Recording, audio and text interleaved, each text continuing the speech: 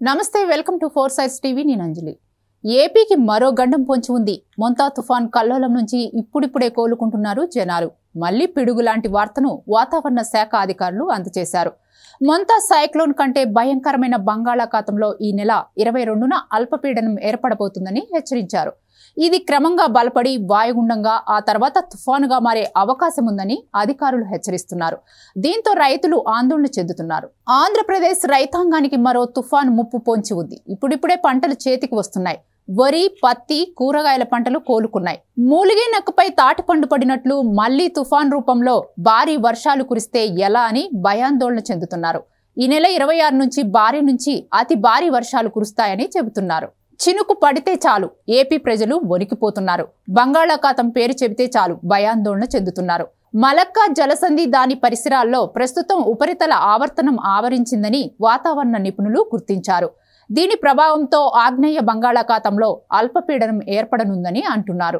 ఆ తర్వాత ఇది పశ్చిమ వాయువ్యంగా పయనించి ఈ నెల 24 కల్లా వాయుగుండంగా మారి దక్షిణ బంగాళాఖాతంలో ప్రవేశించి ఏపీ తీరం వైపు రానుందని భారత వాతావరణ శాఖ తన అప్డేట్లో తెలిపింది.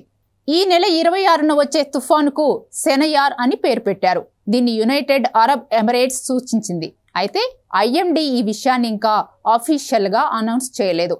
ఈ నెల 24న తొలుత తమిళనాడులో వర్షాలు కురుస్తాయని అంచనా వేస్తున్నారు. 26 నుంచి 29 వరకు తొలుత రాయలసీమ, ఆ తర్వాత దక్షిణ కోస్తా, ఉత్తర కోస్తాలో వర్షాలు కురుస్తాయి. ఈ 3 రోజులు భారీ నుంచి అతి భారీ వర్షాలు కురుస్తాయని వాతావరణ శాఖ హెచ్చరిస్తోంది. ఈ తుఫాను కూడా మొంతా తుఫాను మాదిరిగా కాకినాడ, మచిలీపట్నం మధ్య తీరం దాటే అవకాశం ఉంటుందన్నారు. అయితే సముద్రం ఉపరితల ఉష్ణోగ్రతలు, ఉత్తరాది నుంచి వీస్తున్న చలిగాలుల ప్రభావంతో తుఫాన్ తీరం దాటే ప్రాంతంలో మార్పు ఉండే అవకాశాలున్నాయని అంచనా వేస్తున్నారు. తుఫాన్ హెచ్చరికలతో రాష్ట్రంలో అన్నదాతలు అప్రమత్తం కావాలని ప్రభుత్వం సూచిస్తోంది. ఈ ఏడాది వరుస తుఫాన్లు ఏపీని వెంటాడుతూనే ఉన్నాయి. అధిక వర్షపాతంతో చాలా వరకు పంటలు నాశనమయ్యాయి. కొన్ని చోట్ల తెగుళ్లు వచ్చి పాడైపోయాయి. అరకొరగా మిగిలిన పంటలను కాపాడుకునేందుకు రైతులు అష్ట కష్టాలు పడుతున్నారు. ఈసారి రైతులకు కోలుకునే విధంగా నష్టాలు రావటం ఖాయమని అంచనా వేస్తున్నారు అధికారులు. పెట్టిన పెట్టుబడులు కూడా వచ్చే పరిస్థితి లేదంటున్నారు.